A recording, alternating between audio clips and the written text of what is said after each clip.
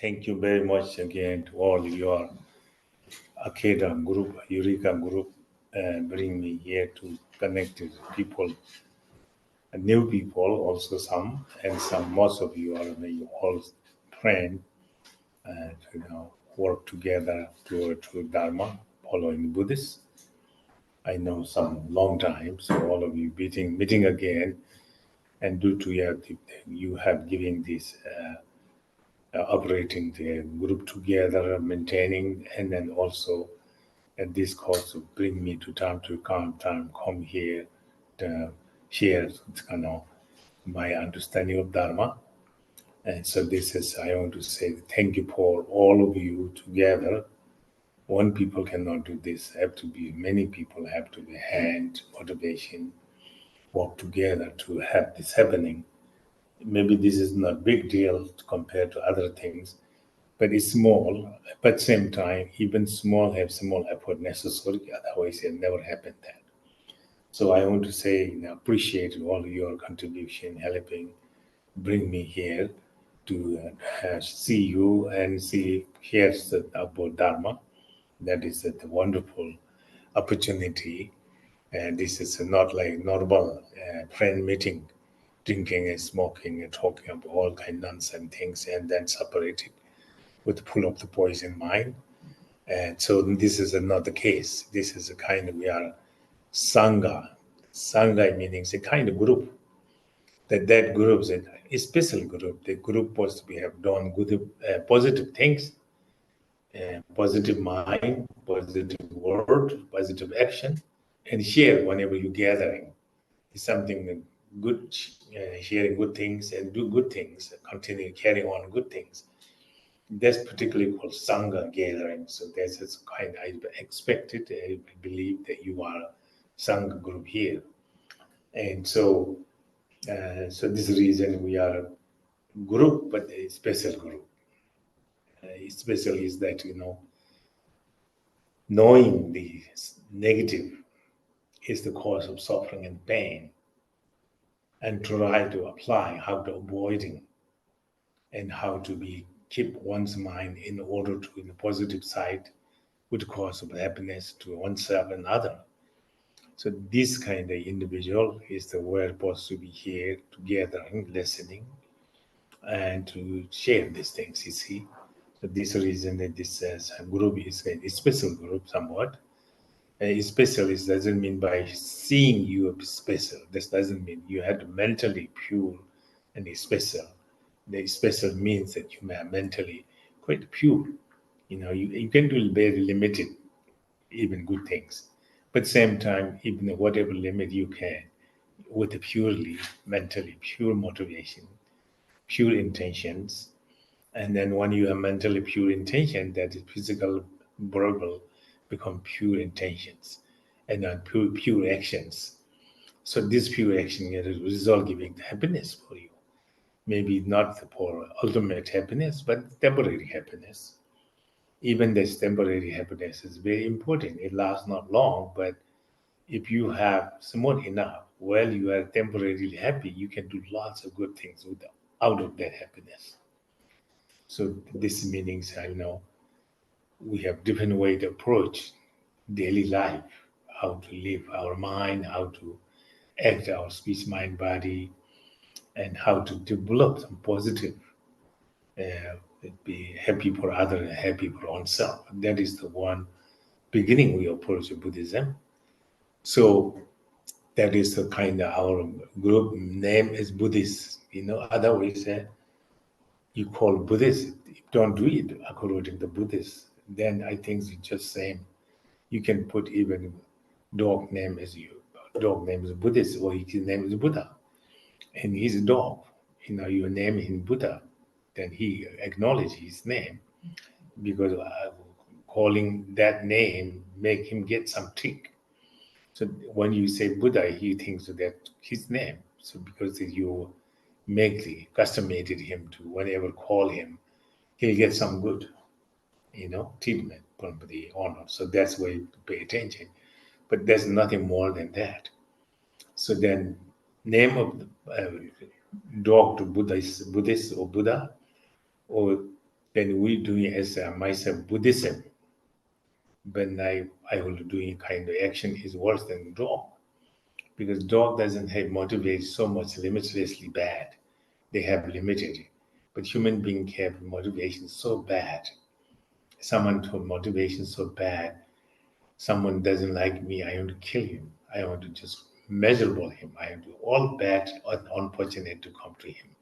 So human can make so much motivated, and then sometimes they get chance opportunity to do so, say so something, they can get very very mean word come out. When the mean action come out, immediately you can see how unhappy yourself after you don't, and how many people make unhappy by seeing things, hearing from you, that you can make destroy. This kind of human being can that motivation.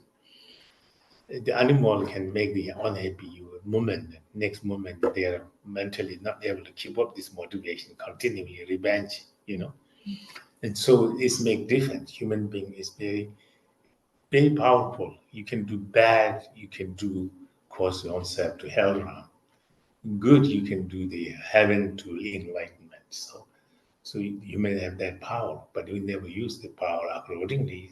So keep, you know, coming back again, again, suffer and pain, and do more cause of suffering and go to more painful place. So that is the kind of normally we call samsara. We have discussed that about a topic. Not everybody, but Nyugo was discussing with me, and I hope he getting information, all of you, that last time he decided to make this time to give talk about six Bardo, about in general about Bardo. Bardo is very important, but again, word simply Bardo meaning very simple. Bardo means a Tibetan word. It's not your language or Sanskrit. Bardo means that if you have put this one here and you put this one here and then here, this called Bardo we call. What that means, in between this glass and Caesar, have this between here. So this is glass here, and this is Caesar here. Here is some things metal here. This in the Bardo is in between. Bardo meaning in between. That's what it means. So in this case, what in between means there are six different category of the between of this, six different category in between. So that case, it is yes. Mainly in Tibet, we use that text. There's the Karma Lingpa, the treasure master or Karma Lingpa, whose embodiment Guru Rinpoche, Guru Pema Sambhava, manifested as a human being. And he discovered texts what Pema Sambhava hidden, and that called, Karma Lingpa. Terma meaning treasure of the Karma Lingpa. Karma Lingpa is a person who is discovered, and then Ter meaning treasure. And then treasure hidden by Guru Pema Sambhava. When Guru was a lifetime, that text was not necessarily need for immediate benefit, but he can see the future greatly benefit. So he wrote and he hidden that, and then later he reincarnated himself as some human being.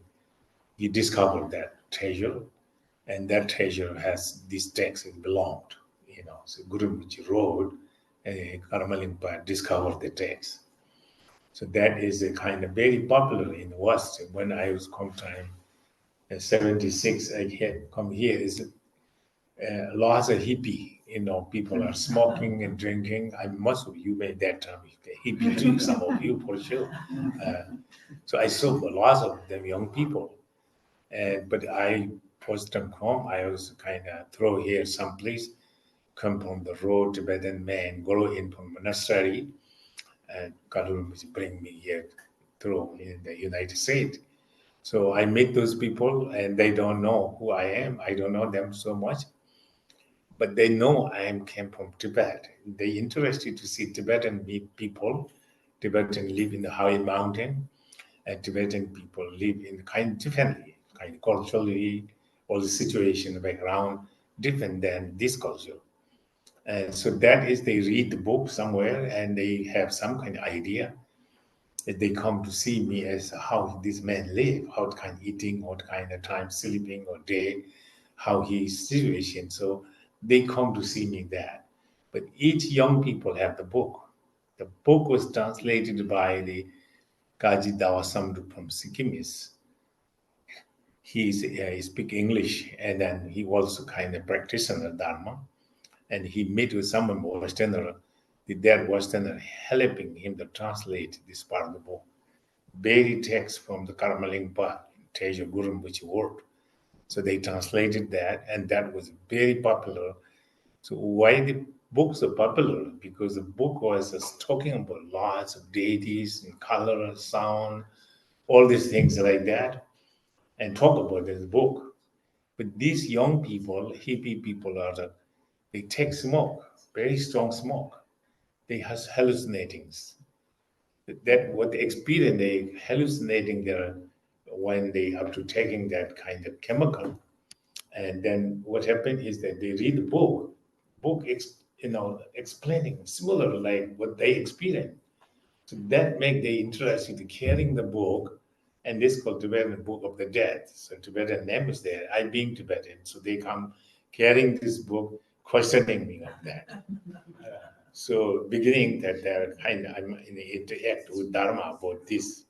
So they say, what is this? And they say, this is very true because we experience this. So I kind of become very friendly with them, you know. You may know Grateful Dead is my best friend. I involved with them, and they helped me a lot. So I had the, post them in San Francisco, very expensive to buy a house. We bought the house, but we fundraised some, but most of them they helped balloon payment. So Grateful Dead is very thankful for and very good friend. Actually, there is one of them, Bob Ware is still my friend. I married him. He's the one he was a wife. He had two children now. So I'm in contact with him once in a while. So he was a very close friend of mine. So he put me in Grateful Dead. I have to go see Grateful Dead, and also their New Year they have midnight. They do have some ceremony there. I have to be there. So I will not really like the so smells. It make me drunk, a little bit high, and so many people are just not know like zombie, This kind of not familiar to me, So I thought it's kind of confused. But again, I get benefit from them. So I patiently stay there until midnight. At midnight, there's ceremony. I have to in front with them and do some kind of prayer or whatever. So after that, I can leave. So that's why I am connected with this group also. So, and also this kind of make the people talking about laws of Bardo and this and that. I have to give talk about the Bardo. I give the teaching in the Bardo. I am translator. One of lady right now in New York, she's professor. That time she's a good translator, but she's not professor then. Janab Jaso, her name. She was very good translator. And I have Dawazang Dao Norpo, who's a political science in Tibetan boy, and doctor, he was my friend. He translated, but he doesn't know Dharma too much. But he knows English very well, and so we communicate. And he helping me to translating part of the book, and we publish part of the book. Still, part of the book is going very well, and then Shambhala publishing that book. So that's make this book come in, and then later Canonical put that this is the book the best among the Bardo because I'm in countryside, kind of combine and try to make it more easily short, long history make short. So some people like that, and they asked me to write another book too. But I'm getting busy, and then I need help some English, so it doesn't work. It didn't have second published, but one of them still published it. So that's why I was first on book, that the book I wrote. But I mean, really, they translated. And then they review with me, then we make the book, and people like the book. Still a small book, but many people like that book. Anyway, that kind of story, how I involved in the Bardo. I'm not expert, but there's so many great masters in export, And the late Sajar, which was one of the Tibetan masters, he wrote book. Actually, he didn't wrote that. He translating His Holiness Dujom Rinpoche, His Holiness Kintingo Khenze Rinpoche, and His Holiness Kalu Rinpoche. He translated. His Holiness Kalu Rinpoche is his nephew of His Holiness Kalu Rinpoche. So whenever Rinpoche come, even Rinpoche's Kagyu, he's Nyingma, but whenever Rinpoche come, he come to translate and help him. So he had gathering all the great master teaching when he translate, he write down, and he published this book. Then actually name up to him about book, but actually book is he did not write himself. It's information from his guru, and multiple gurus' experience put together. Book become popular. That book's very good, and many people has been kind of emphasizing, and many people told me to also read too. Too book and too big to me to look at the book. I cannot read; it's too much. So I never read. I saw the book, but some place I look here and there, and he put lots of different teaching there to put together. But his English is quite book, very good. He's educated in the West, so he's very good incarnation Lama, and then early age he is Jamaican Kansas disciple, and he's received teaching, so that makes he's kind of more very popular and very good teacher one sense, but other sense with the human being doesn't see inside quality, only outside what's happening. That's confused by that too. So I can say nothing to say good. I don't know how good he is. Nothing to say bad about him, and many people know about him too. But that case, I'll respect him all my heart. So anyway, so our subject is the Bardo now. So Bardo meaning between now. Now we have to laying it Bardo we call pause category called Bardo. Kiche Bardo is called Tibetan. Kiche Bardo meaning born to die. You born already human. All we are born now. You are human being now. We are in the Bardo in between. What the between? You already born. What lives next? Die. The birth and the die in between. That is we are now. Very, very important. I will go back commentary on that. So that's the first Bardo, Kichi Bardo, birth and the death. Then second Bardo is kind of Bardo of dream. So that means again is Bardo in between. What the between is, you beginning you sleep until you wake up. Whatever you dream, that's called dream. But then this is a between for sleep and wake up. Between you're already sleep, not wake up yet. But between whatever you experience called dream Bardo, this meaning Bardo of the dream, that meaning in between of the sleep and wake up. That is one of the actually that Bardo is one important. Actual Bardo will be quite easy to realize if you realize the dream Bardo.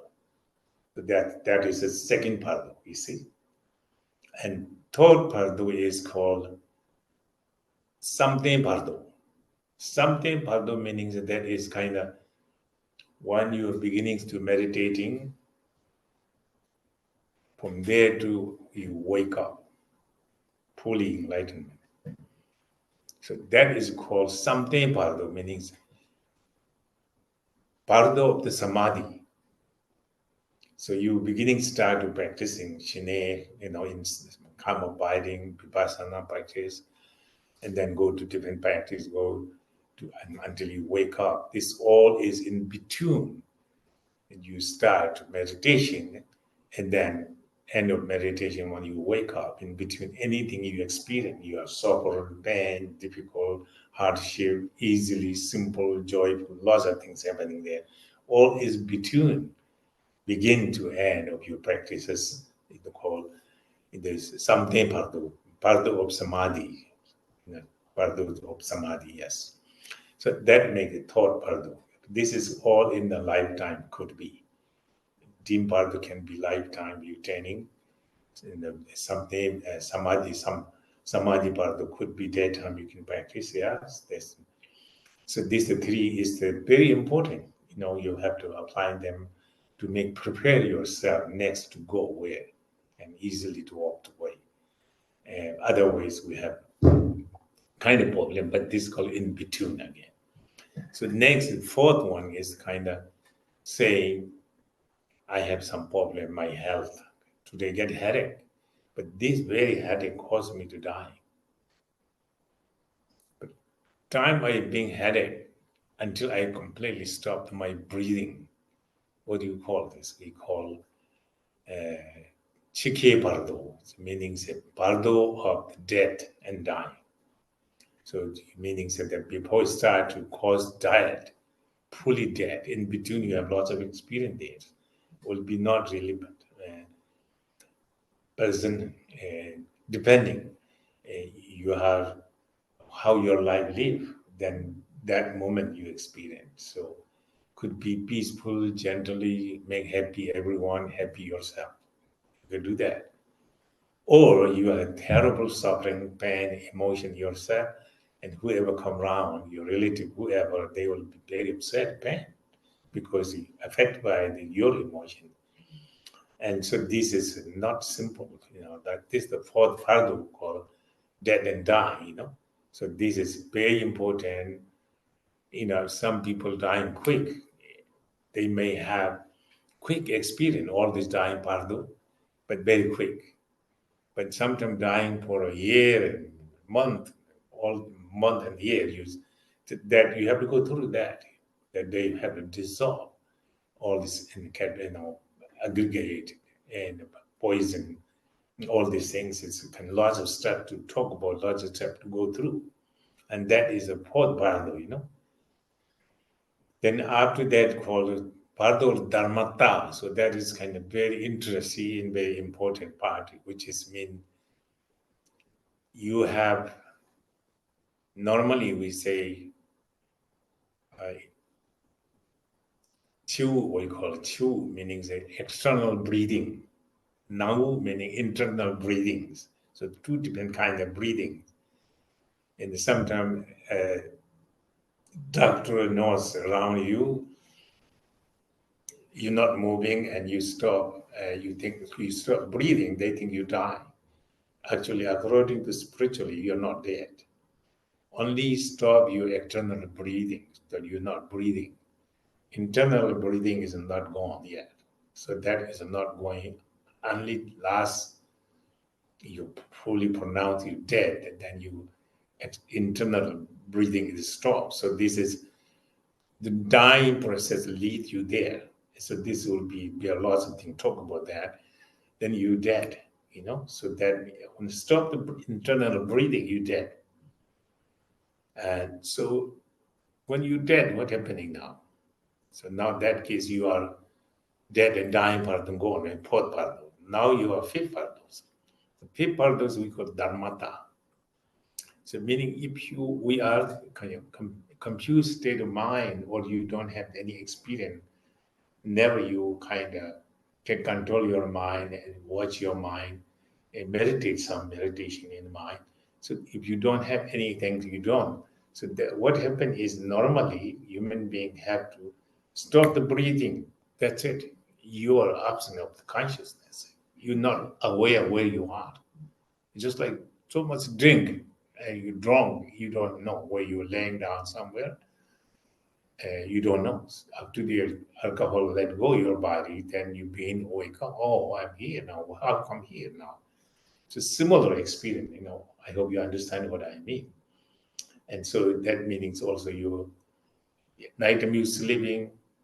When you sleep, you don't know what's happening. Wake up morning, and then you wake up. So you not know how long time go past while you're sleeping. That will go. But most time you intoxicated. That will make sense. You drink so much, you take lots of smoke. Then you get past. You don't know aware normally where you are. You're cold, hard, nothing you wear, you just dead, still you're breathing, so in this case. But anyway, the same experience, you just completely absent of your consciousness. So after the death, 3.5 day time is your absent of aware anything. You don't know anything. You don't know you're dead, you're alive. You don't have any completely blocked. Your consciousness not functioning anymore. That's it. You see, that's happening 3.5 day after the death. You don't know you're dead or alive. You don't know who come there. So that's normal people like that.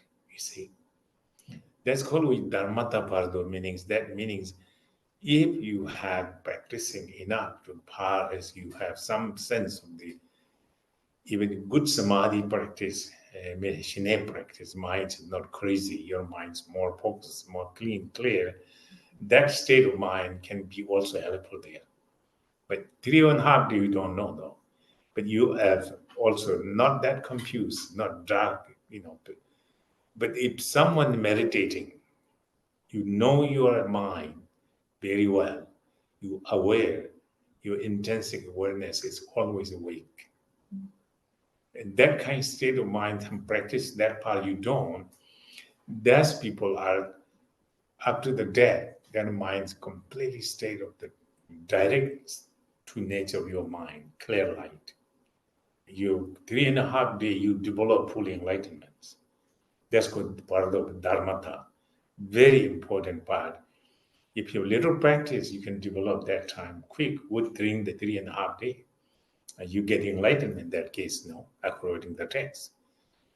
And so that means how much lifetime you experience, your practice, familiarize, that much you gain at that time, you see.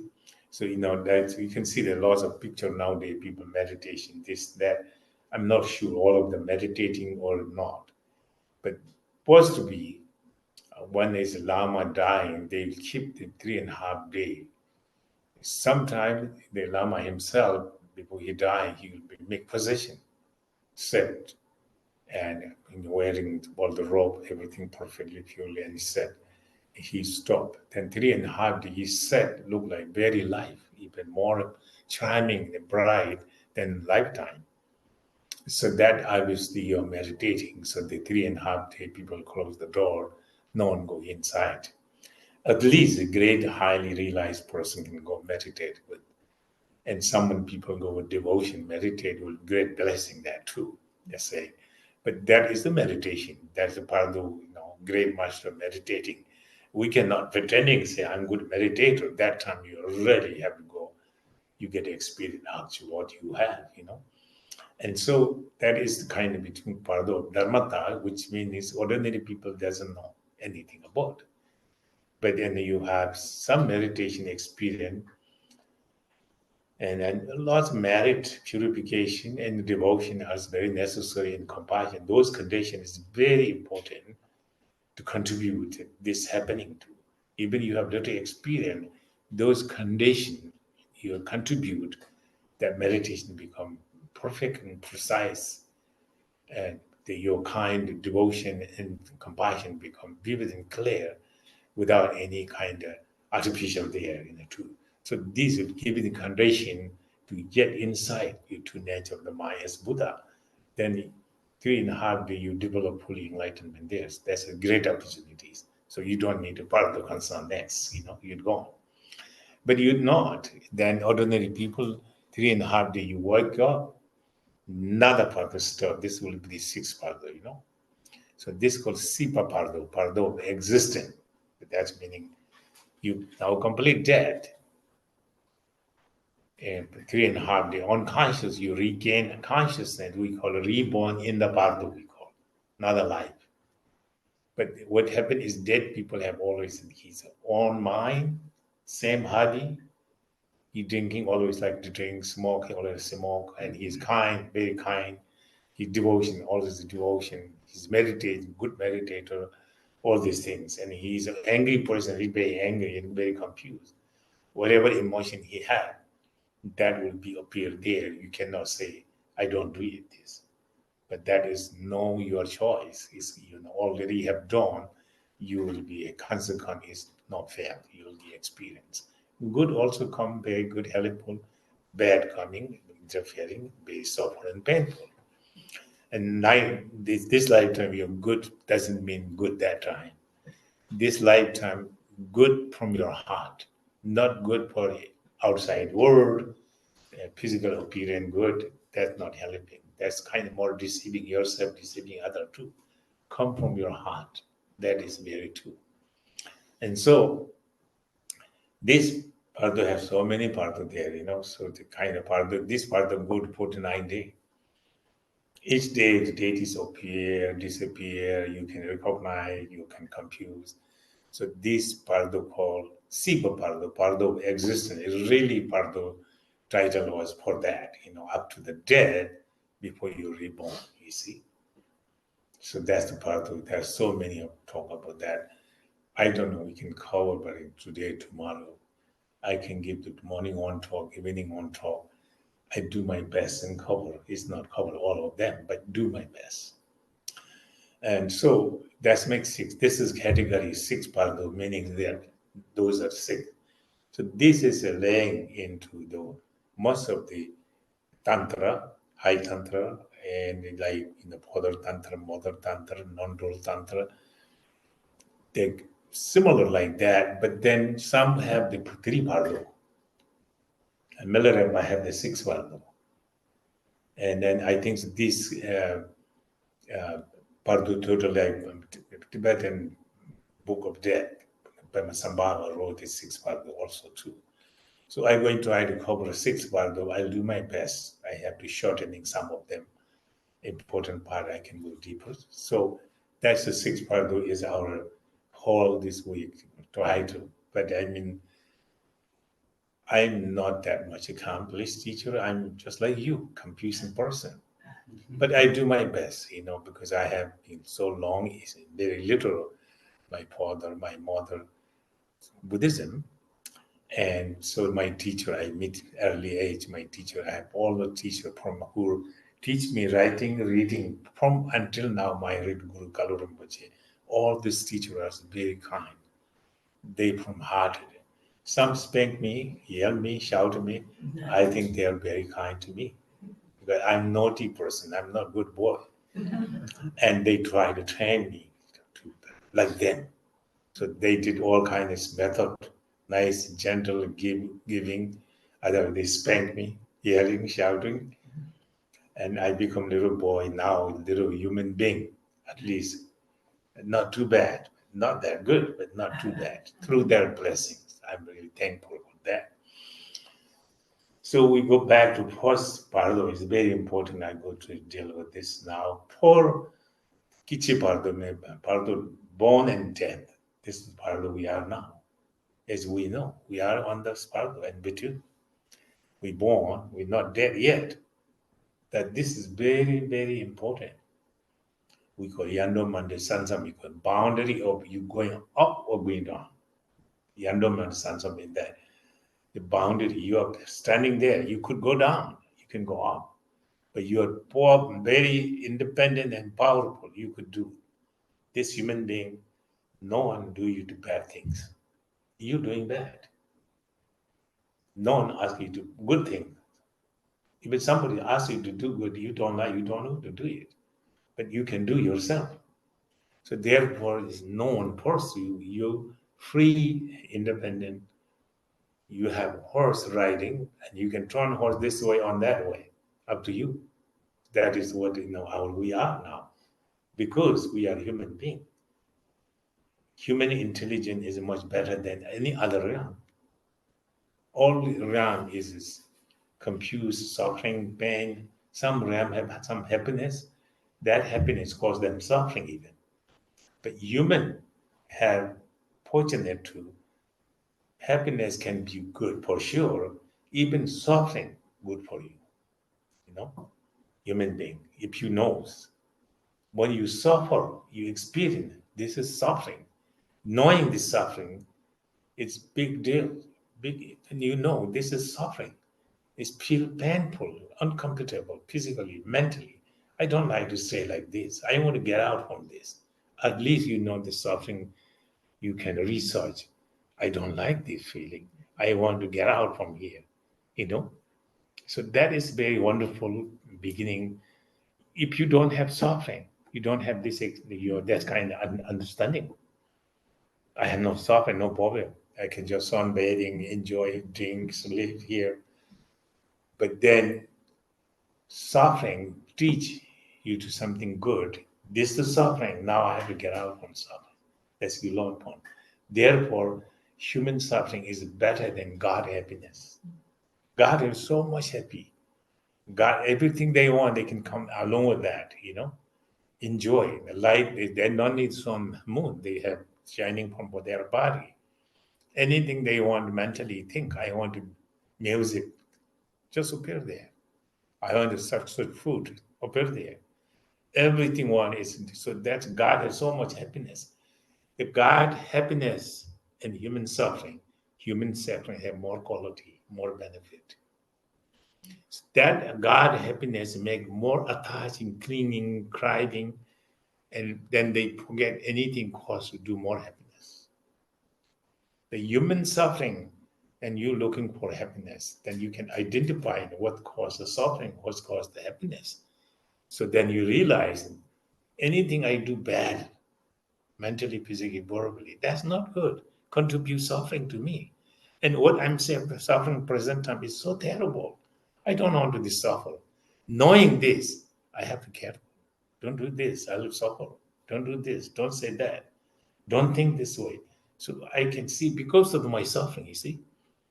So that human suffering is much more beneficial, much more profound. You learn from it, you see. And so therefore human beings very important that way. So in this case, we know what actually Buddha taught us. Buddha taught us is very, very important. What Buddha say, something, a word he's give, chunam tamji gilage, teaching was Vilakop, Gajong Buddhist, Dimpachia message, Yawa Rangi Semyuna, Tenesanji Temba in. So this is Sutra Buddha himself saying this, and I'm quoting from there. So that means that, everything appear to here is come from cause and effect. So that cause is affecting you. So what you are doing is what will be the cause. You acknowledge that. So this means if you do a negative things, this negative cause me suffering. So I should know my action is causing me this. So I make aware of that. I should avoid it, this negative, in order to causing me to that suffering in the future. So this is very important for me to know this by through me experience of suffering, you see. And so Buddha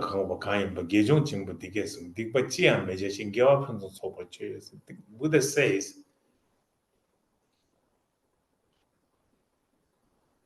if you want to total happiness, not ultimate happiness, this case kind of temporary happiness.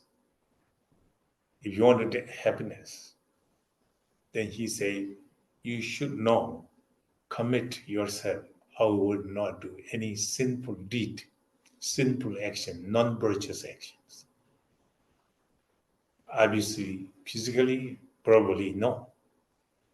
But physical and verbal is my mind control. Mind is really ordering everything negative, speech, body. But I need to control my mind. When I control my mind, I control my speech, body. So that means Buddha says that mindful to your mind, what the action your mind motivating there to cause you suffering of happiness. So therefore, suffering is you don't like it, you feel not good, physically, mentally, verbally. But so therefore, if you don't like this, he said, he said, do not do any kind of sinful deed. Sinful deed meaning negative. Negative come from my anger, attachment, ignorance, jealous, greed. And this could bring hope or doubt, and all these things together blended your mind. Whatever I do, one of these kind of poison of mine, it kind of cultivate in the mind. I'm very angry now. I'm very jealous and very proud, very greed and very attachment, very stupid now. This all poison blinded your mind, my mind. What comes to my body, speech? According to my mind, the outcoming speech, harsh, harmful word, upsetting people, discomforting people. My motivation, mentally, my motivate that word coming this make not happy to other people. When I'm hurting other people this way, but I'm hurting myself too. I'm more hurting myself, selfishly grasping. I'm depending myself, try to get myself alone to happiness. I don't want to have in anyone to get happy, but me to happy. And I am attached to my happiness. But then this will be made, try to protect my happiness. I'm word not good, come out my word. That's mine, that's me. You cannot say me to this. You cannot think of this way. You cannot look at that way. And so everything you don't do for me, I don't like that. He said, you're not considered that person. You consider yourself. Whatever you're taking in is from him is negative, you know. So this negative causing lots of suffering and pain and confuse. So this case, this lifetime you engage that way, you expect, your Bardo will be better than this. No, get worse than this, So knowing that, you make sure this lifetime important. So this case, Buddha say, do not do any kind of negativity. First, control your mind and mindful to your mind. Your mind is like king, speech body is a servant, following his command, So you have to watch and control your king like your mind. And then your mind you can motivate, kind, loving, compassion, respect, beautiful mind, blooming, beautiful light, glowing. And that light come to other people, get light, affect them too. And people can see the joyful, kind, loving, then look like I need to protection. I don't know what it is, but I feel very protected with him, talking to him, seeing him, thinking of him even. And so that is because from he who have cultivated such wishful feeling as compassion, loving kindness, they call bodhicitta automatically, bodhicitta heart of enlightenment. So this is very, very important to cultivate. So he means you want to happy to yourself, but obviously you want, everybody want. In the world, no one not like to be happy and suffer and painful, confused. Everybody want to be happy. So therefore, you should cultivate good heart, avoiding negative, mindful that negative come, you aware this negative, and try to remedy, apply the positive. Give up some top meanings and do no matter what, try to apply positive. The Pacha and Gyalpan's Rang is similar wrong to this. He said that if you do continually positive apply, live the positive heart, then speech body will be positive. And at a certain point, you have lots of things there, and then that make Rangi Semni Yong to Dul, meaning your mind, wild monkey, wild elephant.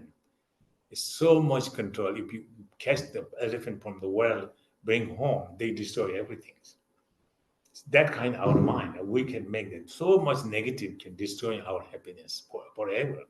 We can do it. Wild monkey live freely outside. You put in a cage, he will not sit in one place, move around to try and get out from there. It's similar like that. You have to mindful, you have to determine, you have diligent, you need poise, patience. all this, and a good concentration as well. So paramita is required there. So this can be keep your mind one way or another. If you can determine that way, someday the wild monkey, first you put in the cage, he'll go around. 1 second, stay. He's go around all over. And outside you're looking, this small cage has many doors. And then you can look like so many monkey there, Each window has one monkey there. But actually he's inside one monkey only there. But then his window is opening, he's looking to get out from here, door to door. He's just looking here, looking there, looking there. I looking this door, he's there, looking other door, he's there, other door, all over him. You can see his face. Our only one consciousness, but kind involved with attachment, anger, jealous, greed, proud. So all the negative one after another, shifting one to others. Never had any positive there. So this kind of monkey mind, he said, train them, keep in that cage. So that way now you can try to control your mind, calm, abiding practice, some kind of positive thought, bring in your mind. Then slowly, monkey get used to be staying in the cage. And slowly monkey fall down, he give up to looking for window to window, he will calm down. So similar like your monkey-like mind can be trained. Rangi Semne Yong to Dil means your mind trained completely by your effort, your diligence, your patience, and your concentration. All these things are necessary condition to be trained. Rangi Semne Yong to the Tene Sanje Tempayin. If applying that way, you live that way, your life, that is the teaching of the Buddha. You are the holder of the Buddha teachings. You are the Lord of the Buddha. You are the guide, other being the path of enlightenment. So this way, beginning of the Bardo, we can at least live that way. Our mind can be trained, so then useful. It be this between up to the dead and up to the born. Before the dead, you use this time to time. It's wonderful, big favor for you, So this for in the lifetime, you have to be very important to have received some teaching for sure, and reading that nice book. But so many books, some book is very good. All the books are good nowadays. Very good scholar in the American scholar who speak the language, born in their language in this American. They know very English. At the same time, they speak Tibetan very better than even me. And they learn all philosophical, all Buddha teaching. They writing very good book now. They kind of collecting information of Tibetan book and information of the Sutra and Tantra, Lord Buddha's teachings, and also teaching from great master of the Tibetan Buddhism. They put together, then they are very similar way to put is this culture, this language, these people, what can convey this difficult message to these people, this tribe people who have language speaking and this culture they live, how they come in. They very similarly, they write books, some of them, very good book there. You can read it. But book to book, you're reading, then some books say something, some books say something. That meaning some books writing very well and other books writing very good too. But you are a level, you're mentally not grab the intelligence that other book. So some of the beginner book is very good to you repeat again. You're listening to the teacher. Nowadays, and you can look at the internet. So many great master teaching in the English. Their English is very good. Some monk training the scientific very well. They combine Tibetan Buddhist philosophy and science, and that make it there is neck to neck with science and Buddhist right now. It's kind of very good somewhat, So this is so it's some of them very high level. Some people maybe not that much familiar. It confuse you. It's something, I better do this because this is more easy to get enlightenment. There's no easy to get enlightenment. Obviously, honestly, you have to go through practice, And Buddha say, I can show you path of enlightenment. But I cannot take you to Bardo. I can from here you suffer, here no heaven. He cannot do that. He said he can't. Many killer, turbo landing, turbo run shipper, turbo run ragly shipper geese. So he says, depending on you to get liberation, not liberation. But I can show the path. But I'm not taking you to enlightenment. That's what Buddha says. So that's very deep loss. You'd have to think of that, Sometimes people think the Buddha do everything for me. If he can do everything for us, why we not enlightenment? He's enlightened for 2,600 years now. We all enlightenment. He showed the path. We have to walk. Somebody put effort, diligence enough, patience enough, hardship enough. Finally, they get enlightenment. So many of them, after the Buddha passed away, one of the examples is Milarepa. He get within lifetime enlightenment. Look at his story. Then you find out how he did that kind of quick enlightenment. And what he did in a short time. So much he did sacrifice. If you know book reading, those story book is a very useful book because that was see. Enlightenment is within me, but I have to work hard to get that enlightenment, that for sure, So this case, that depending, I'm saying this Bardo is kind of between the born and the dead. It's very important because you born already, you're not dead yet. Yes, not dead. What you have opportunity is you can prepare yourself for that. Now, healthy, happy, intelligent, energy enough, young enough, the time to put all your effort. Certain born, your age, you want to do it. Mentally not allowed too much. Physically very weak. That make your mind also very weak and unstable. When you're young enough, you can do a time come. Then maybe easily you can maintain that, you see. So that's the meaning that before the death, should be prepared, not make yourself to wait. You can read books and oh, I see. That's what I should do then. Okay, on time come I'll do it. But time come you're not sure what kind of sickness cause you die. What kind of mental state you may be. You don't have omniscience. You don't know. So that time you are so painful to think of all this method, what you have known. It's sometimes you are mental confusion, physically painful. And so never know what kind of situation cause of death. So this reason, time we have, whatever that time, if you have good practitioner, 1 year, 2 years before you die, you have prepared enough. You have to correct your mind. That's all actually what needed.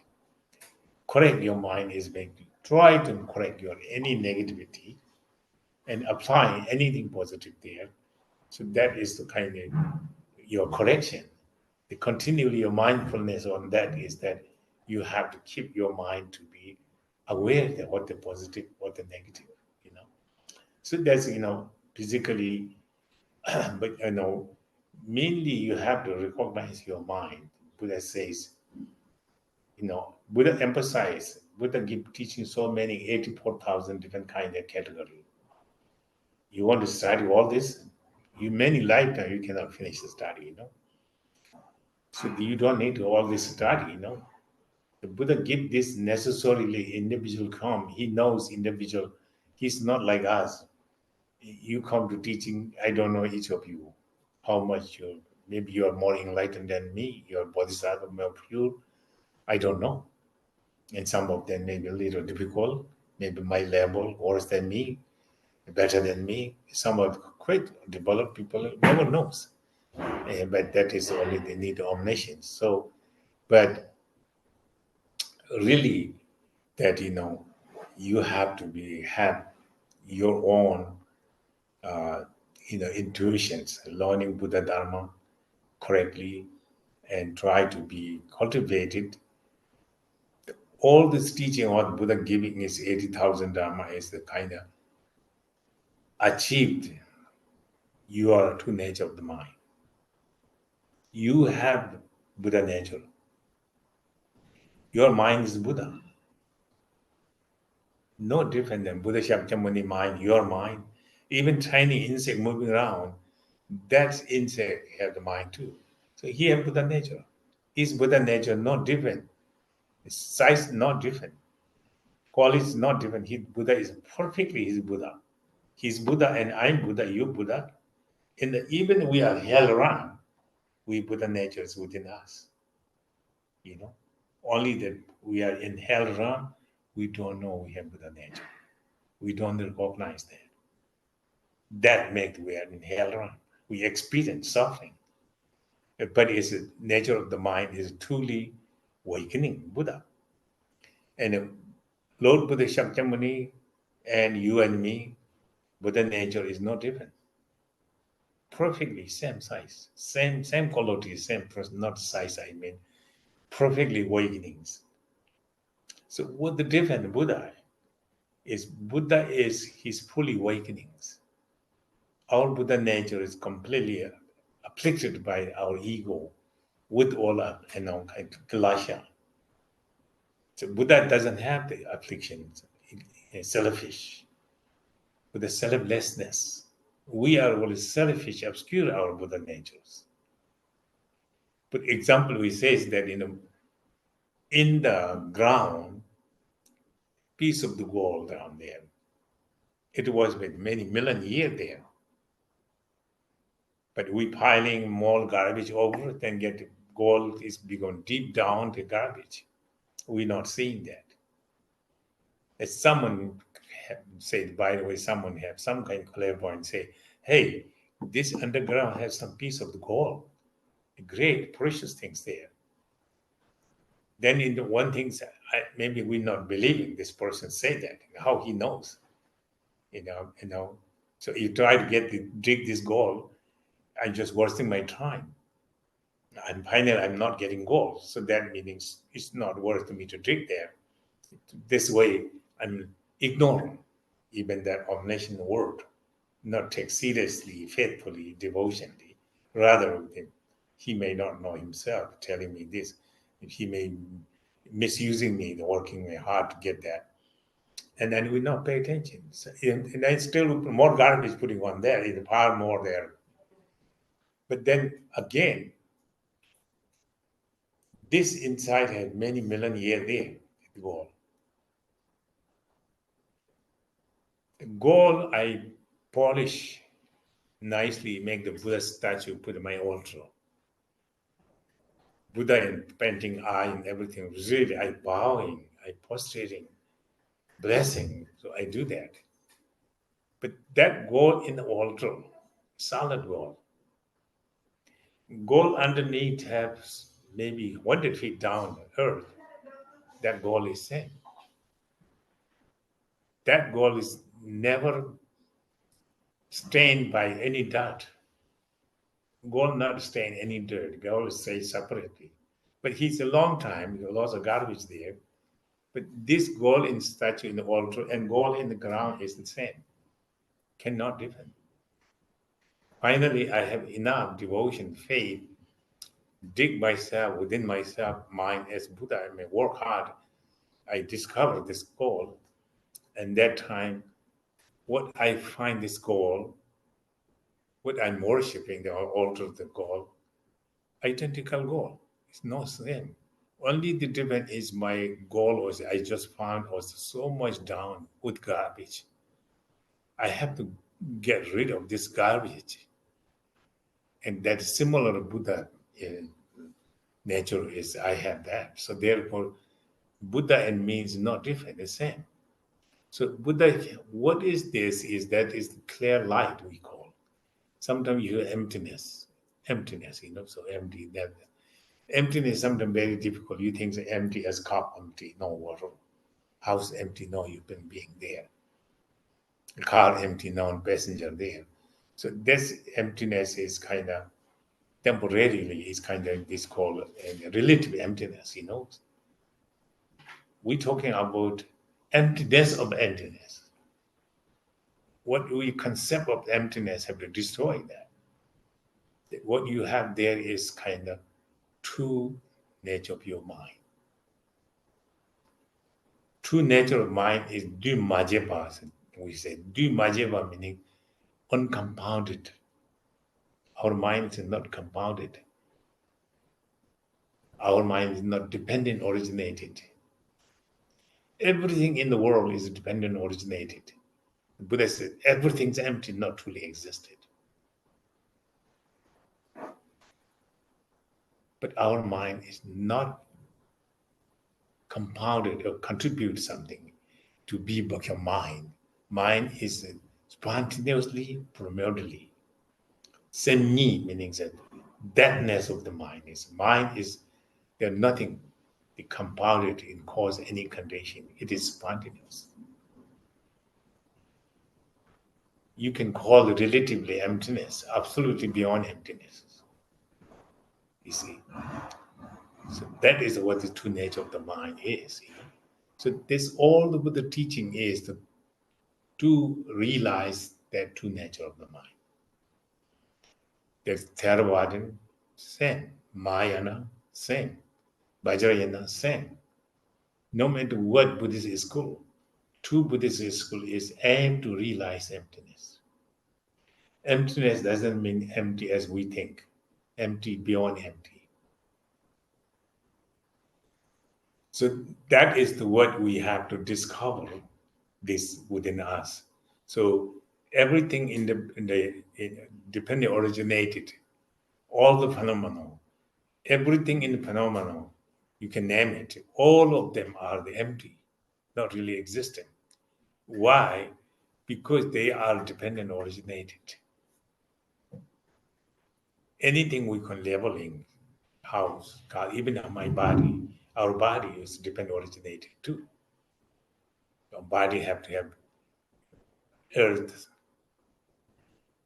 fire, water, wind, ether, all these 5 elements together compose this body, Our flesh is earth, and then we are breathing is a kind of air. Heat of the body is a fire element. And then each element, all the 5 elements is the kind of compose this body. So this body is also not truly existent. It's not really, So this in the bodies existed, you can look at that, none of this kind of, you can find essence there, because this is, you can be body without these compositions, without dependent originated. So this body is not really existence. Mind is emptiness one way, but you see, mind go behind emptiness. Other material is empty. That's it. So not in the head. So we have body now. We see, and we also have mind. Me. So me is a big deal. So now we have kind of our concept is that who I am.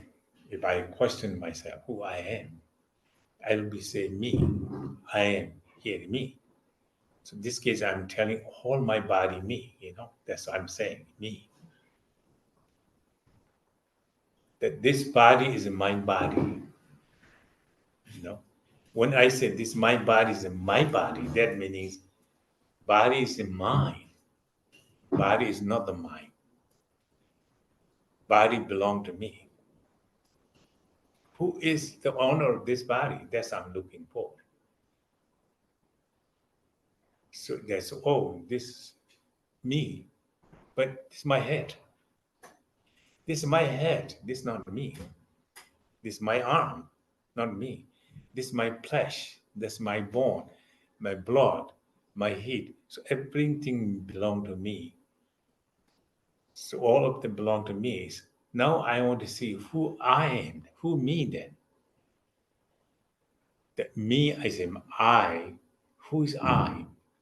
Any part of my body have tangible, say, oh, this is I. No, you cannot see. whole inside your body, anywhere, look at the detail, you analyze, you not see you and me. Then you see outside we cannot say me, I mean, this is my place to live, this is my place where I'm give talk, I see you, this place, this is mine. But I'm looking for me, who you. That was the way looking. That is as Buddha said to look at. That is not inherently existent. That is beyond your concept. There are no concept can able to put together the you and me. That is what we call it. Dilutedly, we say I and the me. But that's not existed. That is the kind of, when you look to top to bottom, your whole body, you don't see you. So that case we call selflessness of the person, selflessness of person. That's very important. If you can get that through experience and understanding, you're much more get, understanding the rest. Because then after that, you get phenomenon, selflessness of phenomenon. So that's maybe more, complicated to be discover everything. But because selflessness make that's kind of more easy to acceptable something. So this case that now we're talking the Buddha nature is something you look at your mind. So now I think the mind is important. I did this, I did that, I drink this, I talk this, I'm listening this, everything I. But now looking your eye, you're not defining any eye. You cannot look inside your body, outside of your body. No, nowhere you're looking. And certain point you will look, the analytical meditation will be very good that way. If you go through like analyze this way to finally you finalize it, really there's no me. It is just not really there exists anything what I call me. It is kind of my ignorance, and then you develop things, and not having there something, and you think you have something, and that you ignore an actual true nature of what and my nature is. My nature is nothing in the inherent existence. So that kind of nature of the mind, that's called nature of mind, Buddha nature we call. That is the important part we to have familiarized a little bit to understanding this and then meditate on that, because this will be very helpful, useful for your life spending on this at the time of the death, after the death, even next life, you will be helpful. That view can keep you easily to avoiding negative and easily applying the positive. This, long run, but slowly you develop things. But this again, you need to have in order to get this. You can right now you think of that what I say, try to completely take up everything, detail of the take part. But I'm looking for my mind, me. I don't see any me and I. Then I can say, oh, this I believe in. Oh, there's no me. I can analyze. I can see. Finally, I kind of finalize. There's not me. And you kind of not staying long, but you believe this will be very much purification, very much merit you get accumulating this, the view of the emptiness, So that means your mind is not true inherently existent. See, so this is kind of mind is not compounded by any the kinds of dependent originations. So mind wholly sometimes primordial, we call deadness and suchness, meaning that not have any contribute, and this is kind of actually spontaneously is there. So this is not to have anything polluted there, because in our application cannot pollute them. Only we believe strongly make that kind of obstructing there. But that's kind of our true nature mind, clear light, something we call reserve with clear light. So the clear light, which we talk in Buddha nature. So this is the always clear, this never be obscure. Even if we are in hell realm, I said before, and we through the lots of anger caused me to hell realm, lots of greedy, I went to hungry goes around. lots of stupidity and born to the animal realm, lots of craving, attachment born into a human realm. And I'm a human realm now because I have craving, attachment. I attach to my wealth, prosperity, home, house, husband, children, in-law, girlfriend, boyfriend, all this. We attach all of them. This is because attachment also. So in order to reduce this attachment, you have to be mindful to not increase your attachment. And you do not attach, then you're free of this attachment, then not necessarily you suffer this. So that, we have, by the jealous, born in the demigod realm, by the proud, born in the God realm, you see. So this different emotion, Kalasha, the open door to different places born, But then, is this will obscure your Buddha nature? No, it's not obscure. You got Ram. Proud doesn't obscure your Buddha nature, is still Buddha nature. The demigod Ram, you are jealous, lots of quarreling, fighting, shooting, torturing each other, killing each other. But your Buddha nature never obscures that.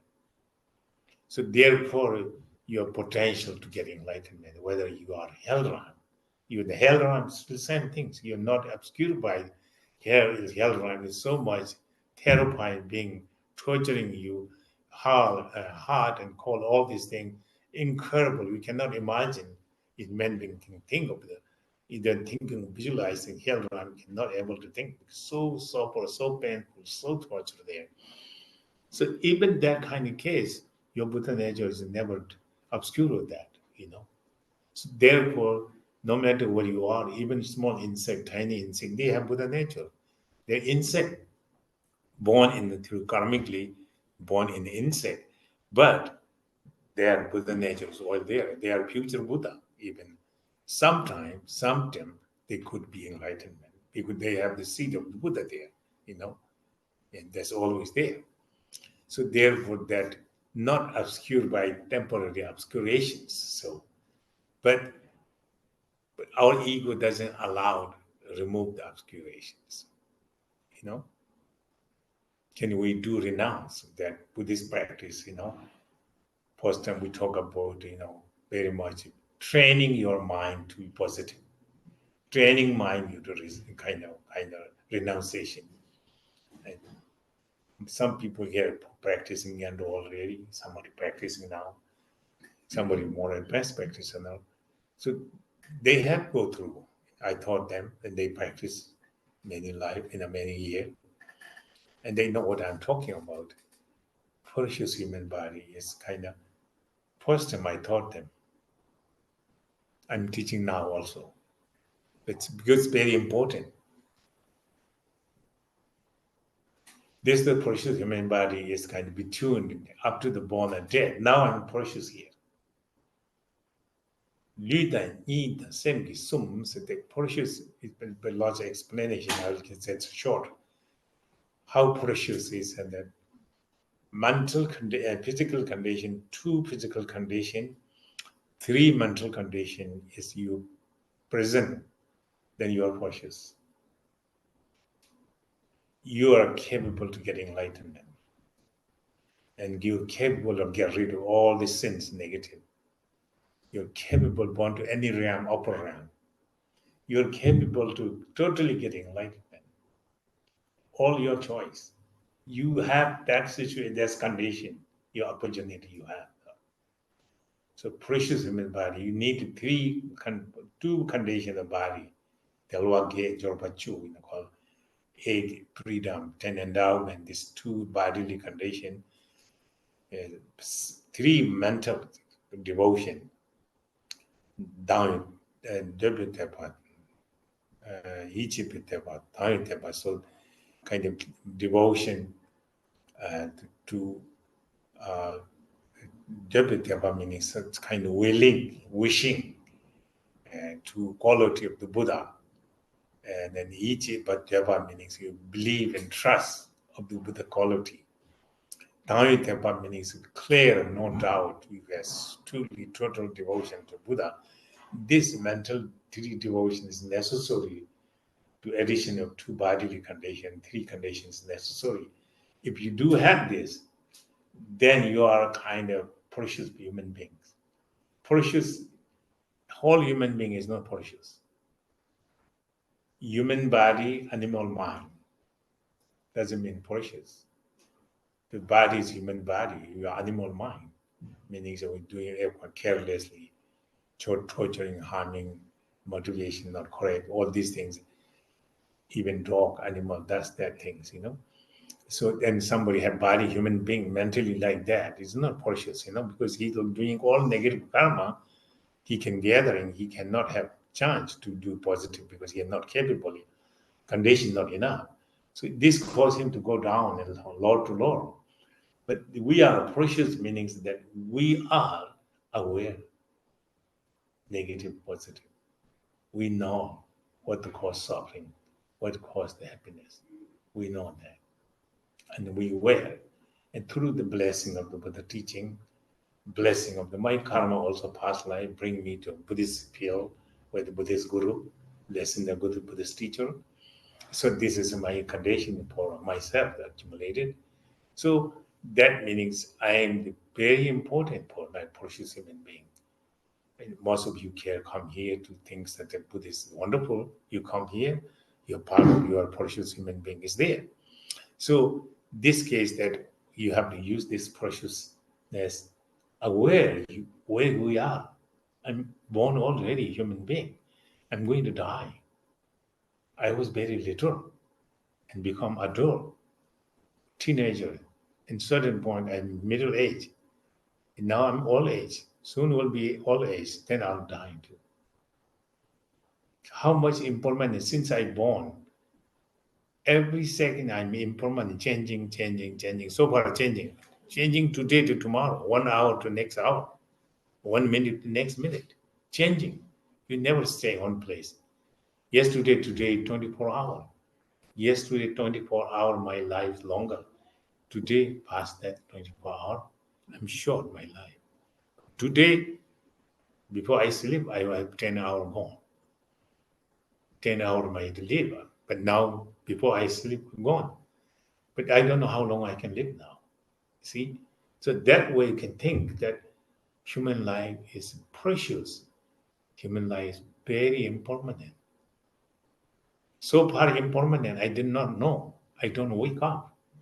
Yes, so I see many people dying. Some are very young. Some are my age. Some a little old. Some quite old. I'm a human being. I could die anytime. Human have no limited how long you live. You can sick, die. Today is happy. I'm talking you today. Go back on the way, car accident, you die. Come back. Oh, you dead. But I'm going to dead that too. I'm one of human being. So that's why you're thinking. The precious human body. This is it. Me, Trula, then the one who is children, the Sutra all the same quoting this. Buddha says that, human body is the precious boat. This precious boat, you never get. Very expensive boat. If I use the proper way, this boat can cross the ocean of suffering by this boat. But never think I get this boat again because very expensive. I accumulate lots of money cost me this boat. Meaning I have accumulated great merit, great wisdom, and great things I don't have this precious human existing. I understand a little dharma here. I can hear a little dharma. Listen to this. How fortunate this. But if I don't do anything good, next time I may have this capability. This is really important because I have to use this boat to cross the ocean of suffering before this boat has decay or damage. If I damage this one, I'll never get back again. This I will regret too late that time. So that way, up to precious human being, how great, then how impermanent. Then you next can see what I use this short time. It's not too long, going second to second. So what I should do? Yeah, I can do. Try to cultivate good heart. Good heart is not like pretending good heart, but from depth of your heart, wish to all being free from suffering. I want to happiness, obviously. I want to pour everlasting happiness. I want to no suffering at all. Never. But all this being said, want to happy, want to be happy, want to free of this suffering. So equally all why I be better to happy, rest of them I ignore. Equally wish the same, all being. I wish me and all being happy, but happy forever, never reduce my happiness. Eventually I realize total awakenings. And free of suffering, temporarily free of suffering, but get rid of root of sufferings eventually. So this way you think not selfishly, selflessly, and not self-cherishing, I mean selflessly. When you think of that, that is very good way to spend time with that kind of mentality. So that's it's very good somewhat, I say good this because if you have this such wonderful thought in your mind, something happened to you now that moment, well, that's good health, good heart. I'll be better life. Next time I will be have great compassion, loving kindness, long life, good health, fulfill my wishes. All this can come next lifetime. So this kind of, if you cultivate daily like this, because I'm not sure when coming my death. I cannot guarantee I'm alive, I'm young, I'm not sick, no problem. People not sick, they die accidentally. Many different things. People shooting you, house fire dying, earthquake, their water danger, fire danger. We have lots of cause of the death for human body. Human body is not unfragile, fragile anytime. So this can be anytime come. I'm not scaring you, but I'm telling you what is actual things happening there. So this can be mindful, cultivate that way. This protect you to not allow yourself carelessly negative thought, negative actions, negative word. I can see people all blame. I get lots of reports on this problem, that problem. And sometimes I don't pay attention. At least they're harmful, very negative. I pay attention more. Otherwise, can the people always think the report coming to myself is better. He's not good. She's not good. I'm good. That is the reporting, and that is I'm same thing. I want to go too. So that's I don't want to hear because I am with that. I want to change this. That's my aim. So as people want to change, I can get help like this way. So anyway, so all precious and all this improvement engage our mind with kind and loving and compassion. First try to equal me and other sentient beings. Because same thing, I want to happy, everybody happy. Why I am happy only? Should be happy, every sentient being, because they all deserve. My friend need happiness, my family happiness, my belong to my friend, whoever. But especially my enemy should be happiness because his enemy doesn't mean he not me happy. He looking for happy, therefore he's harm, and he get my enemy, and he torture me. He thinks that's the problem is we think I can hurt someone, I get happy. I torture someone, I get happy. I can see bad things out of people, I get happy. That's never get happy. But that's the kind of aim people thinking that. So therefore, these enemy are the actually really way you can make the merit purification much more easily than any other way. You have someone enemies, enemy in someone you really want to doesn't like you, anything bad luck to you. And in case he get chance or she get chance, he'll kill you. So that is called enemy. That enemy is not that is serious enemy. He's not serious enemy. If you're good, he can do nothing. You're bad, you don't have to be bad. You're bad yourself, so you get somewhat not good. So if he's bad to you, you take opportunity that. But you have love and compassion to your loved one, your friend, your father, your mother, your children. You love, of course. But this have little bit our attachment because he's my son, he's my daughter, and he's my mom, she's my mom, he's my father. So I attach, related with that, I'm very attached. I want my happy, my father, my mother, my sister, my brother, my children. That's I like. So this mind I possess, right? So this mind causing some poison in my actions. Love is the same things. Compassion is the same. My compassion is little polluted because I take side. This mind family, my family, I love, I kind, compassion. You see, that way. But then I see someone there, nothing to do, he doesn't have good or bad to me. I ignore that person because I had nothing to do with him. He never done good, never done bad. So what? He's just out of my picture. So that's called ignorance, stupidity. But you are a friend, you love one. How much you love your loved one. Your loved one, your friend, your father or mother, you love so much.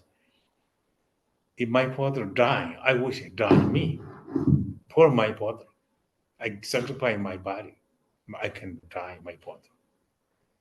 My father sick, I wish to get sick myself. Sacrifice my physical, take sick from my father. And then from my heart, I want everything my father to happy, my father, mother to happy. I contribute anyway, but I make happy my father. Get rid of suffering. Do everything my father. So you have dedicated. That's a so serious compassion there. But my father, that caused I obscure a little bit my compassion is not really true compassion. That kind of compassion animal have too. In animal have baby puppy, you can see how much they take care. You can look at the chicken, small feather to cover the chicken to warm up little chickie. So that is very wonderful. But then she go out, she kill other chicken, bring to the horse children. So that doesn't make sense. So here Buddha says include all sentient beings. But therefore you can see no matter what, he doesn't like me, or he has nothing to do with me, but he is similar like my father. He want to happy, he want to get out of suffering. So he equal to people who doesn't do anything with me, good or bad. I should not ignore them. They need to get rid of their suffering. They need to have happiness for everlasting. And that is the same as my father and that person who I ignore. And that's I not allowing my ignorance to obscure that. So make this ignorance obscuring my compassion become not correct, perfect compassion. I pay attention so much my father obscuring my ignorance also. But if not equalized my father as the other one, then I obscure, then my compassion not correct there. It's not powerful. That's make more measurable myself, attach my father. And then you make expand a little bit, then you feel relaxed a little bit and get a little bit feel space yourself. Some have space to kind of calm, clarity there. So then this case that independent one, you nothing revenge them. So you may have easily to apply example your father to make it someone who nothing to do with bring in your inside your compassion loving kindness you can bring easily a little bit but come to my enemy that's the problem now I can be not be I pray I'll never be nice to him I'll be just chance to get I'll kill him not way I pray to him to get battle out suffering pain and torturing so that's all he's my enemy. But that is kind of very hard way. Rest of them more easily, but this is very hard. But again, to come to point, thinking carefully, that enemy was not become enemy by life naturally. I have done something for him. So that karma come back, he become my enemy. Now he torturing me. But that means I should careful. I have done to him, so therefore he doing to me. First place, I should not done this. Maybe this not happen to me. So I have to responsible there. Just not ignore and say he's bad, he's doing bad. I did bad, worse than that, what he doing now. So that's where you can thinking a little bit adjusted yourself. Okay, maybe I should think more intellectually and understanding. And there's a lot of things to do with this.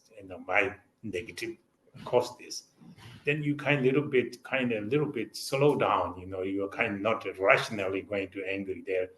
You kind of hold on a little bit. What is this now? Think of this.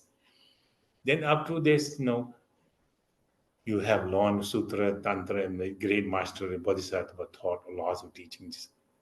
They says, in the Buddha Sutras, they many times say this, he says that, your enemy is best offer you opportunity to speedily get enlightenment. But your friend, your father, mother, your other things not get speeding enlightenment. Your enemy get you speeding enlightenment. Why? He, kind of what call your anger becomes so pressure. Pressure you and get angry. Your anger becomes real, blinded you something, and it's so incredible. You have the anger there. So this, you can thinking of that. What he was doing is that first place, my karma, I have reacted with him. In second place, I can think of if I am angry, what the affected. To him, he angry to me, torturing me, and I am angry. What will be resolved now? Maybe I hurt him or he hurt me. And when word exchange, and then environment become polluted. People there is terrible. These two people are angry each other. The angry feeling make all environment become terrible. Immediately. But then long run, people can see this angry person. We should not be involved. He will danger. And I will have lost my friend too.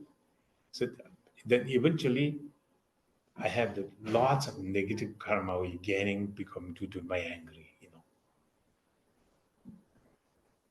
So then anger make it worse. Anger make it worse than what I'm okay. The next time I'm worse than that. Eventually throw me hung and hell run, which I never come back again. Anger caused me that.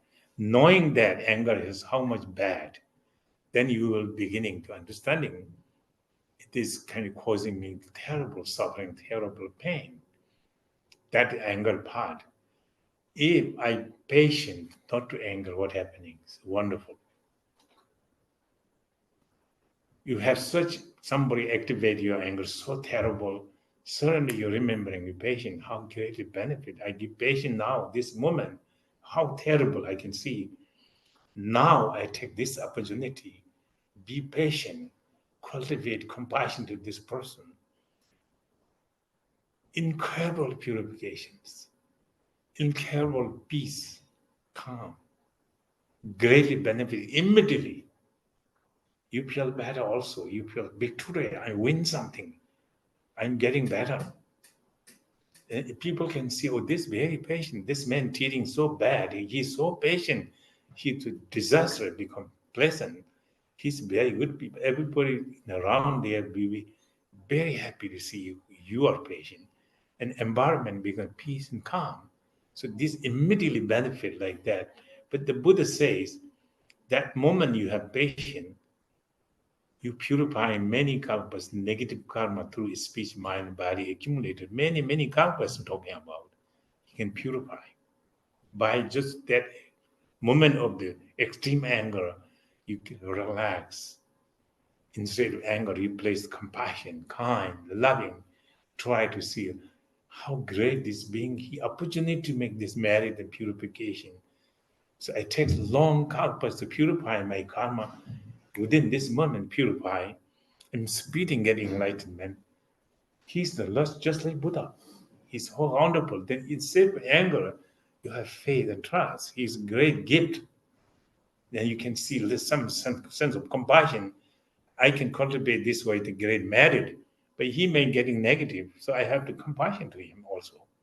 So that's way your enemy can get more beneficial for you if you pay attention.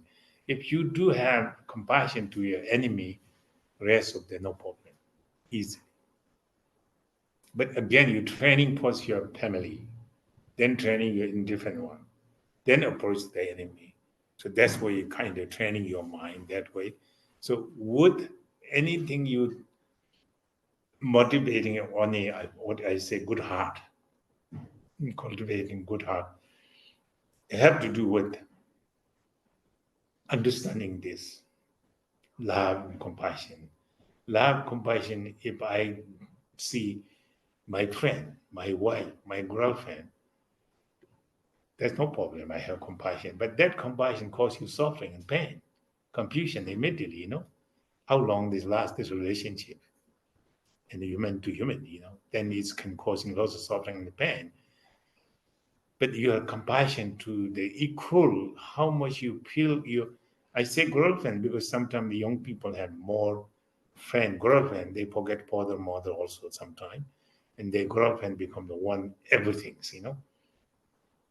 So then they have the girlfriend sick, you want to get sickness yourself. If there is case, I can do. And anything unhappy, I want to take everything. I want to be everything happy cause to happiness, my girlfriend. Anything may cause the free from suffering, I'll take over. I can drive for her. So her and him also. So this is a kind of normally when you love them there strongly, that has come up easily, and there's kind of love and compassion. So this kind of compassion you have in different one. This kind of compassion in the enemy, you are good shape. You are between the dead and dying part will become quite, beneficial and quite opportunity. Kind of this is a cause of liberation. So as I'm saying, the Bardo, we're talking between, meaning is between. So that meaning I'm left now my dead, but I have already born. So I live this kind of state of my mind, clear my mind like that. You stop breathing this moment. I'm guarantee you okay. Maybe you're not getting enlightenment. Possible you're bodhisattva some level. If not possible, you are a perfect human being, I guarantee you. But I'm sure you have to, in that state of mind, grasping, holding nothing, called non-referential compassion, non-referential loving kindness. You understand that meaning? Not by this mind, this you, this me, this man. You don't have to have this. Equal to enemy to your friend who you love one. So then you know that you love someone, your friend must be a father, mother, some people love them. And then their girlfriend, wife, and they love. So that time you can feeling how much love going there, how much you dedicated, you do everything. So if you have that kind of feeling, your enemy, your level is not bad. That moment you die, I'm granted you okay. So this is in preliminary beginner part. You keep your motivation correct and mindful, your motivation good. Prepare your date will be smooth, pleasantly.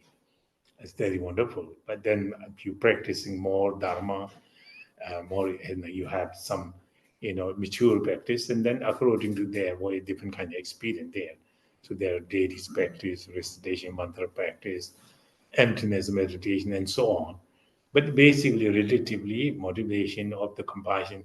If you do have compassion, as I'm saying, non-referential, non-by, compassion, everyone, even someone insect, but you have compassion as your friend.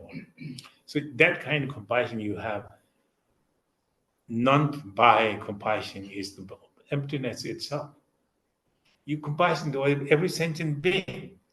Limitless as the sky is sentient being pervaded. Your compassion pervades to all the sentient being.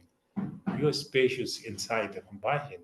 Well, Tongyi Nyingji meaning emptiness, compassion, conjunctions, the union of compassion and emptiness.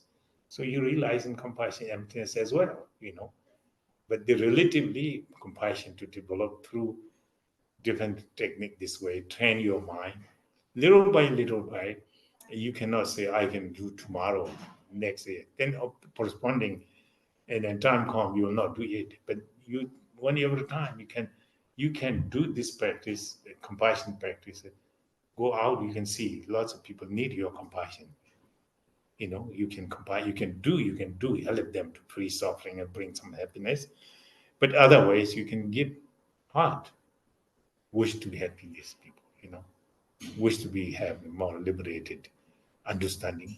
So if that way you are kind of not waiting for corresponding your practice, when you practice by the way all the time, your dishes cleaning, your room cleaning, and laundry, you go shopping, come back, cooking.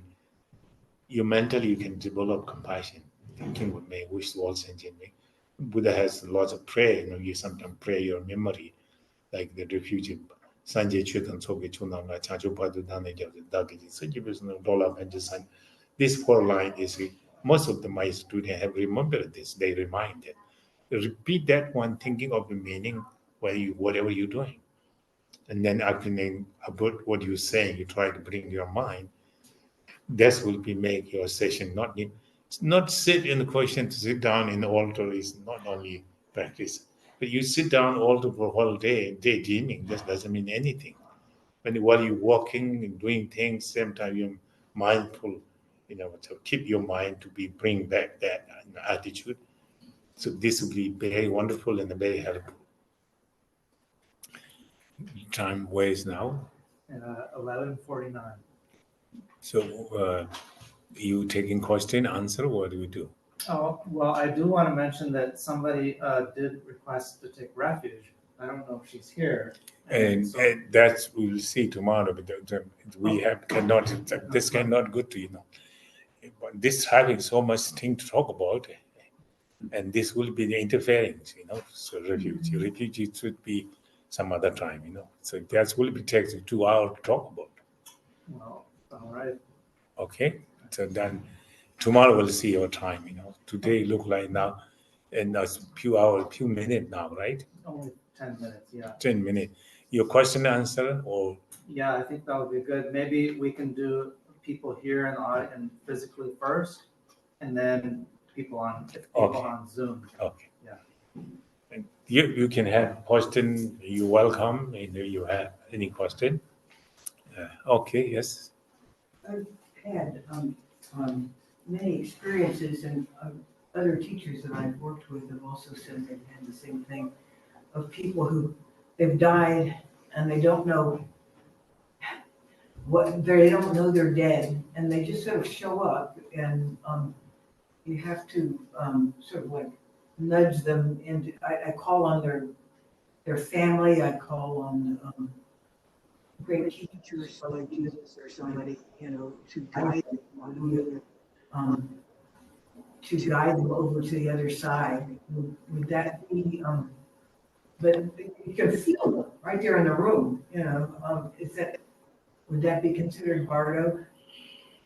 You mean someone dying somewhere, somebody else, somewhere dying? Yeah. You feel that person next to you. Yeah. And then you guide them. Yeah. So what your question then is? You ask. That's Bardo. You say. It's what? This is Bardo? Your questioning. Yeah. Well, I mean, hard to say, I have the omniscient knowledge, you are mine. Yeah, so I don't know what happened to you there. Anyway, that feeling that you give, cultivate this compassion as we're talking about, and dedicate it, and dead people communicating with mind to mind. And they don't have to come. They say, I'm going to see this person, they will be there. If they know you and they are familiar with you, and they hope they can help you, and you can help them. So hopefully they come. That's happening. Dead people coming, many people to help. They confuse difficulty time. And maybe she help, maybe he help, maybe she good me and she will be help me. She'll just then problem is that you sometimes not know he's there or she's there. And you ignore him because you are not omniscient too. So he may talking to you, I'm here, help me, and you ignore him because you don't hear. So that may disappoint him. Yeah. Because she's nice me, she's really close to me, and suddenly she doesn't like to me, even not answering me, So that's make them confused, So you can keep, you hear some people dying, think it positive, kind and compassion.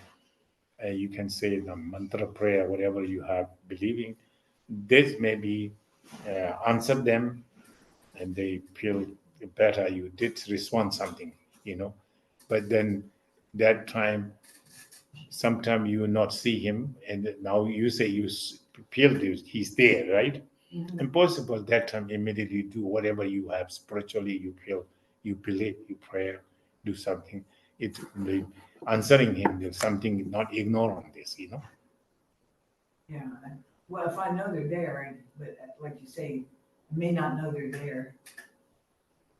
But that not sure. You never knows Yeah. because an omniscient Buddha knows that, So I thought we people are quite ignorant. So when someone come around, Buddha come here, we don't know. Yeah. You see, so I mean, the dead people come. Dead people possible come, and the laws of historically texts say the Bardo they are wandering around. Some subject will come out or how their experience up to the death. We'll talk about it, I think, tomorrow. Today maybe too. Thank you. I have another question. I don't know if you remember. Me and my friend Marina Cabanilla were trying to start a meditation retreat down near Palm Springs. And this is a picture of you at our retreat. Palm Street. How long ago that? Long time. A long time ago, decades ago, late 70s, early 60s. Last Kalu Rinpoche lifetime, I think. This is and this is Marina here. Oh, I see. This is me. Yeah. I don't know if you remember. You would have known Marina. I didn't. The Philippine girl, right? Yeah, Filipina. Yeah. I think she's in San Francisco. I saw her. Yes. Do you still know her? I think she came in Hawaii, go back and forth. I saw her. Yes. Good. I just didn't know if she had a very short lifeline. I looked at her hand and her lifeline ended, and I just wondered whether she was still with us. She is not with Don. The guy named Don. His boyfriend, husband, her boyfriend. I don't know. Not look like. Yeah. But she came around San Francisco meditation there. Yes. Oh, good. Thank you. Well, tell her Kat said hello if you. Okay. Yes. Sure. Thank you. I think so. The Joe have the land. He took us there, or somebody took us there. I remembering that. Yeah. It was a beautiful piece of land. It didn't work out. The land was belonged to Marina Accord? No. No, it belonged to a very wealthy Buddhist man. Yeah. And he sold it. I see. Yeah. I don't remember his name. Joe, I think I know him. He's dead. Yes. Is he? Yeah. He's a Kalu Rinpoche disciple. Huh. And he was the one who invited me. Then he took me there. Ah. And the Marina was come to help him there. Yeah. Yeah, I remember. Okay, so you're a long-time Buddhist there. Yes. Okay. Thank you so much. Okay, all right. So, yes, that's maybe whole question. Any question? Yes, please. You're talking about like love and Yeah. Okay. Yes. Hello. and love that has like a real passion for it. And I feel like passion is what like motivates us to do things. But when we like balance love and hate, because love and hate kind of feels like they're together, like the person that you hate the most is the person maybe that you love the most. If they did something to you that you love them, and then you did something and then it really hurt you, and so then you hate them really. So the love and the hate kind of go together. And those feelings, it feels like if you can kind of balance your love and your hate for, like, say, a person, you become like unattached a little bit, pull back, and you're not so attached. But it feels like when we are not attached, we're not very motivated to do anything, you know, to change or to interact. It seems like it's kind of a neutral space. And I guess I'm trying to figure out where compassion fits into that. Okay, so this is your question or you're stating? Well, I'm trying to figure out where compassion, like, is that like a passion? Like thing that's Well, you know, motivated? yes, I see what you mean. There's love with attachment. That love torture you. Yeah. Love without attachment, that love go deeper and bring peace, calm. So don't attach, you know, love, no attachment. Attachment always, you know, depress you, and attachment make the things you start incomplete by if you attach with love, especially love your friend, you have big dream, that attachment, then doesn't fulfill, then get that anger. That anger can be revenge. Then your lifetime hard to get rid of from your mind. Beginning, you should not. Attachment is very, very, critical to practice of the true love and compassion according to Buddhists. You know, the Buddhist love and compassion doesn't mean afflicted there. Buddhist love and compassion meaning unafflicted love and compassion. No expectation, anything there. Just give, open, you know, love to wish the happiness for everything, wish to free from suffering and free of correct cause of suffering. So that's compassion. So this is nothing expectation. When you expect it, then the attachment, you know. So it's good to not clinging your attachment, you see. You give from your heart, not in return again. Give in return, that is a kind of normal gift and normal love too, and that love will cause you suffering. Get it? Okay. Oh, I just want to say, I am doing retreats now. And we're having that. You can have that if you want. Okay. So something good to look at. Very good. Yes. Okay. All right. Yeah. Okay. I'm going to mute you for a moment. Okay. So. Anybody here on Zoom wish to ask a question?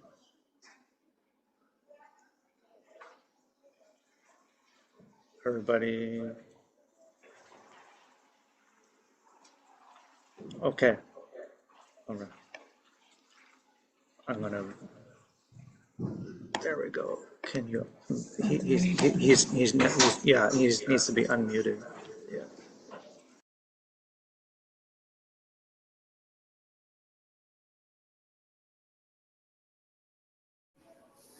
So ending now, right? Okay.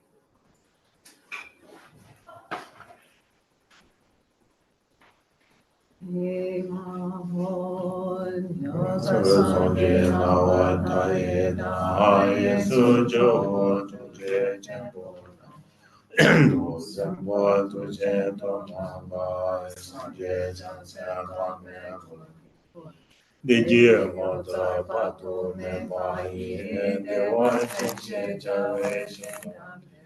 Nani Dene Zibe Jumata, Kawashin Kiramaju.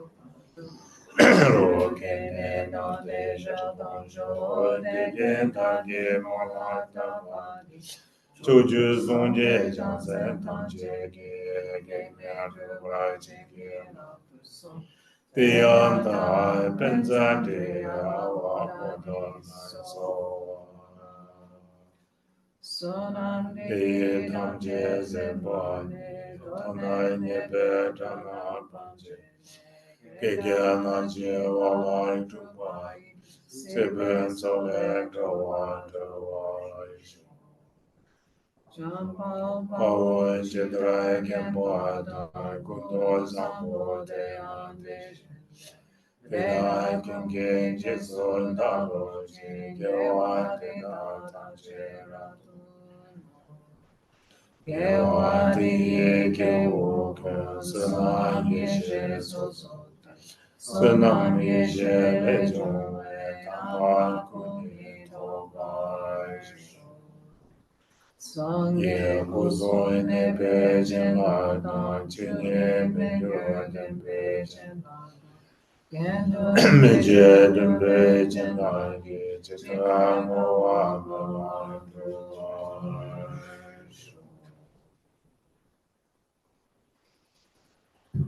Thank you. So I'll be here 2 o'clock.